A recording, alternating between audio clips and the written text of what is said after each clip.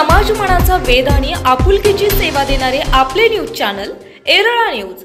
सातारा जिल्ह्यात जिहेकटापूर पाणी योजनेतील नेर तलाव ते आंधळी तलावापर्यंत 14 किलोमीटरच्या बोगद्याचं काम पूर्ण झालं आहे। आमदार जयकुमार गोरे यांनी प्रसार माध्यमांसोबत केली बोगद्याची पाहणी।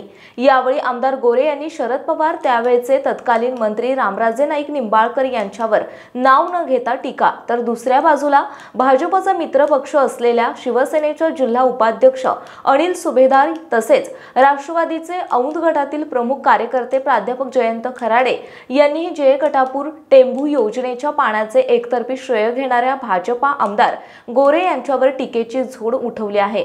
या निमित्ताने कृष्णामाईंचे संथ पाणी मानदेशात आल्यावर ढवळू लागल्याची चर्चा आहे। मागील 12 वर्षांपासून या बोगद्याचं काम सुरू होते। मानखटाव मधील किमान 60 गावांना या पाण्याचा फायदा होणार आहे। गेल्या 22 वर्षांपासून शासकीय मान्यता असणारी योजना केवळ मंजूर झाली होऊन तशीच राहिली होती। आमदार जयकुमार गोरे यांच्या काळात 287 कोटींची योजना आता 2500 कोटी पर्यंत गेली असून या जिहेकटापूर योजनेची पाहणी करत असताना आमदार जयकुमार गोरे यांनी जनतेला दिलेला शब्द पाळला असल्याचे समाधान व्यक्त केले। यावेळी आमदार जयकुमार गोरे यांनी शरद पवार यांच्यासह रामराजे नाईक निंबाळकर यांच्यावर नाव न घेता टीका केली आहे। या भागात राजकीय शक्ती असणारे जाणते राजे शरद पवार या भागाचे खासदार असताना आणि त्यावेळच्या तत्कालीन मंत्र्यांना रामराजे नाईक निंबाळकर या योजनेतून मानखटावला पाणी मिळेल याचा विश्वास नव्हता। पाणी शिल्लक नसताना पाणी मिळेल कसे असा त्यांनी यावेळी प्रश्न उपस्थित केला होता।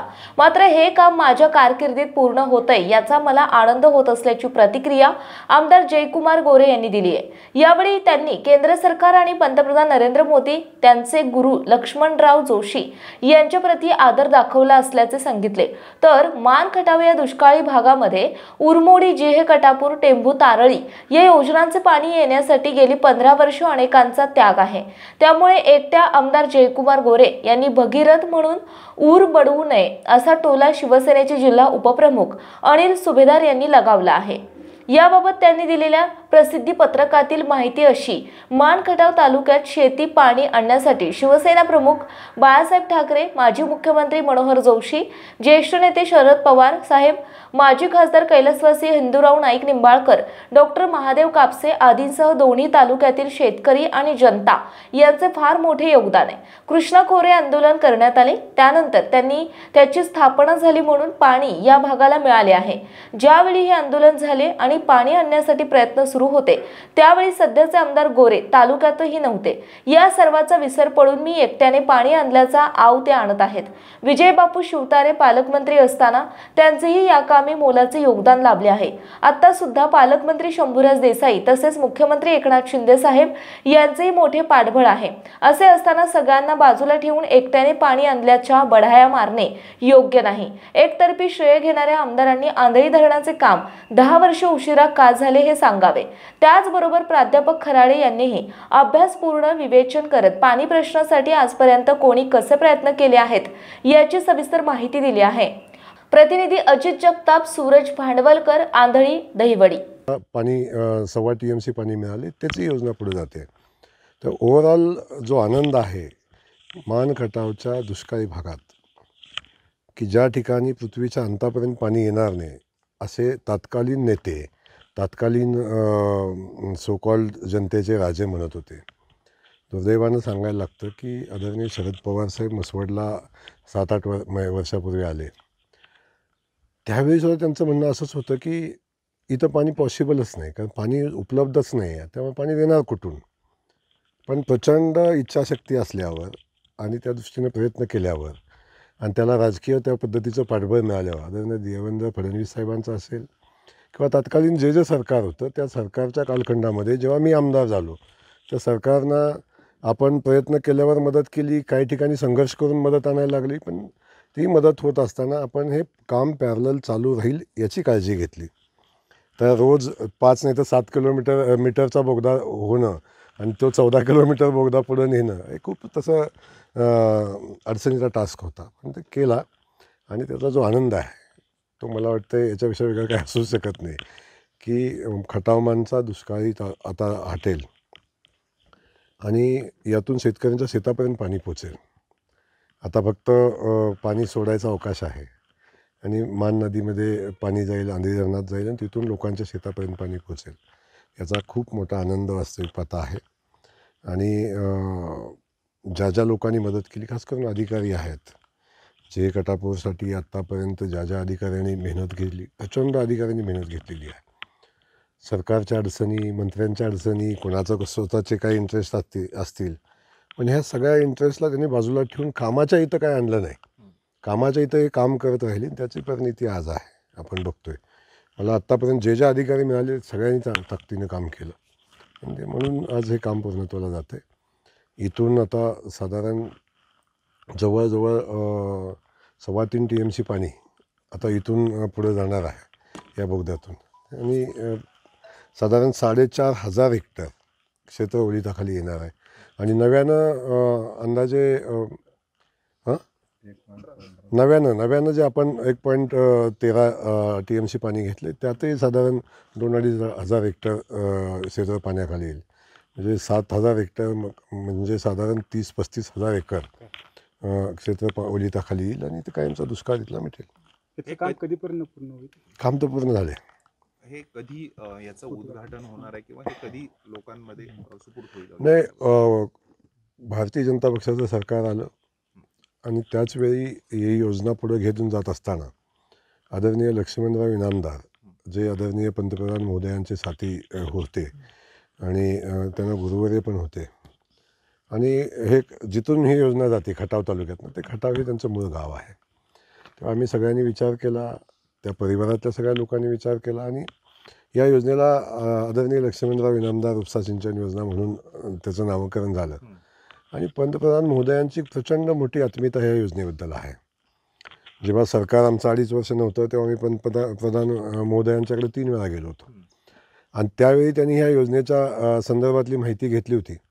आणि तेव्हा सरकार पैसे देत नाही, सरकारच्या राज्य शासन त्या पद्धतीनं मदत होत नाही म्हटल्या त्यांनी तातडीनं प्रधानमंत्री सिंचन योजनेमध्ये या योजनेचा समावेश केला आणि तातडीनं 8व्या दिवशी त्याचं टोकन खाली पाठवलं होतं.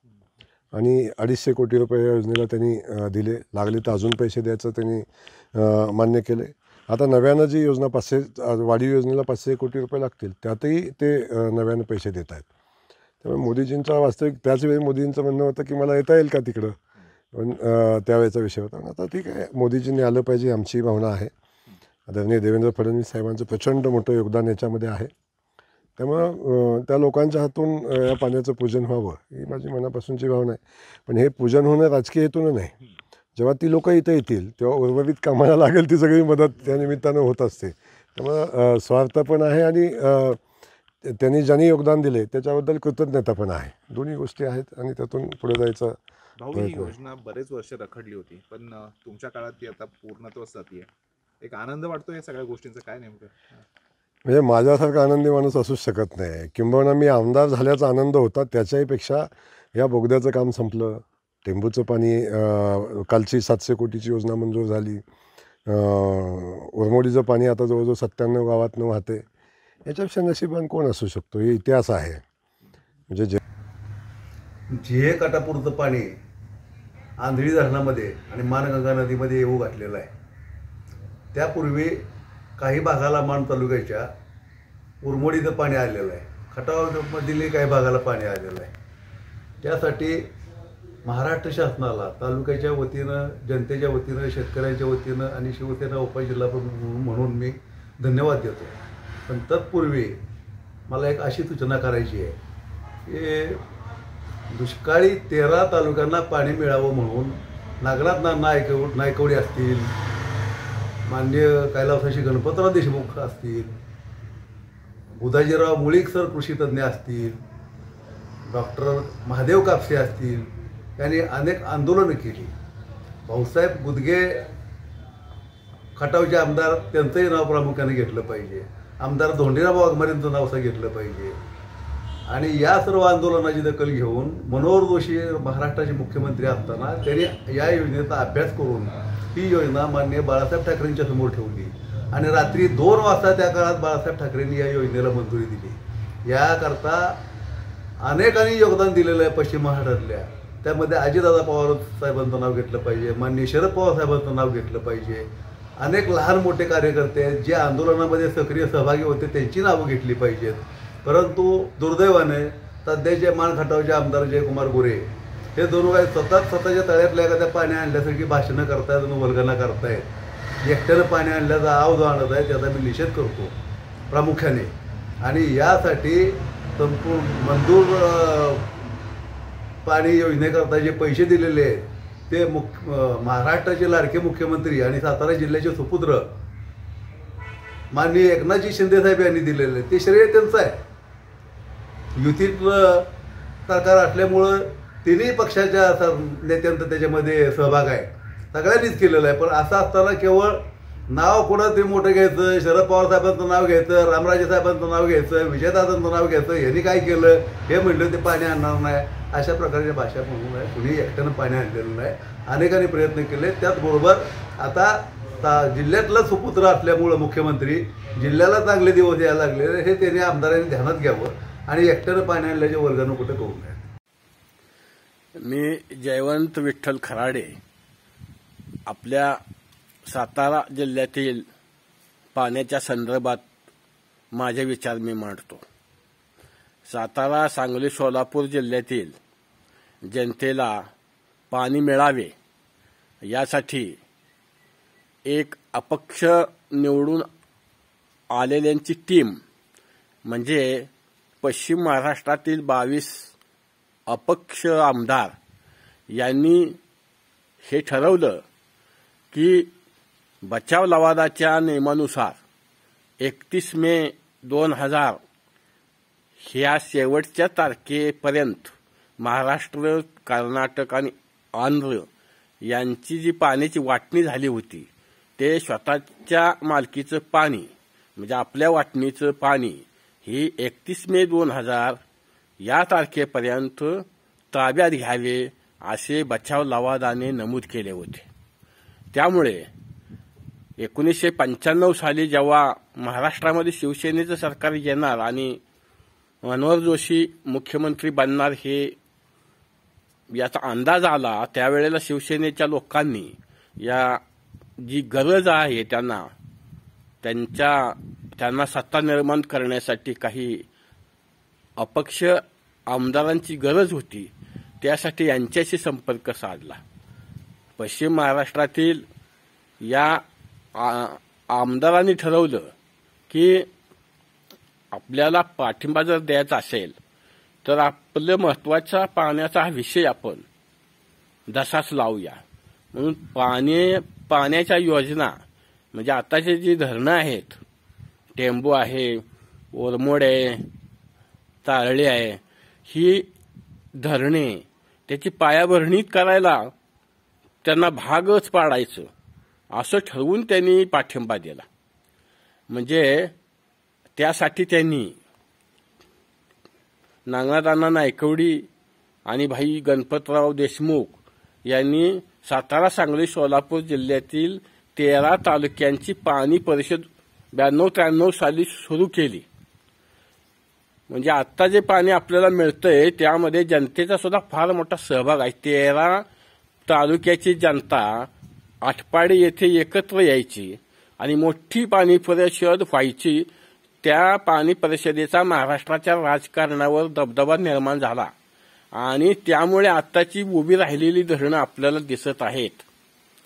यामध्ये जनतेचा सहभाग आहे ह्याचं कुणी नावच घेत नाही. जनतेचा त्याग, जनतेने केलेले मोठी आंदोलने याचा कोणी नाव घेत नाही. माझं म्हणणं हे आता जे पाणी आपल्याला दिसत आहे त्या पाण्यामध्ये सुद्धा खटाव मानला पाणी वाढवून देण्यासाठी जयंत पाटील ज्या वेळेला जलसंपदा मंत्री होते त्यावेळेला माननीय शरद पवार यांच्यासमोर बैठक झाली आणि आता जे आपण बातम्या म्हणजे वाचतोय त्याचं खरं श्रेय माननीय शरद पवार यांनी आणि जयंत पाटील यांनी पाणी वाढवून दिलेलं आहे 12.60 TMC. ह्यामुळे आताच्या योजना झाल्या.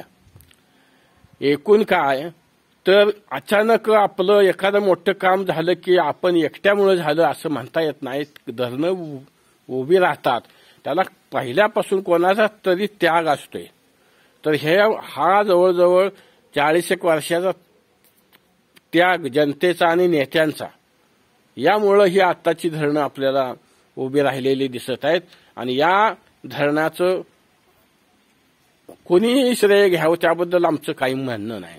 फक्त ज्यांनी हे निर्माण केलं, धरणाचा म्हणजे पाया घातला आणि आता काही गावांना पाणी दिलं, त्याबद्दल त्यांना तुम्ही जलनायक म्हणू नका किंवा हे म्हणजे पाणीदार आमदार म्हणू नका.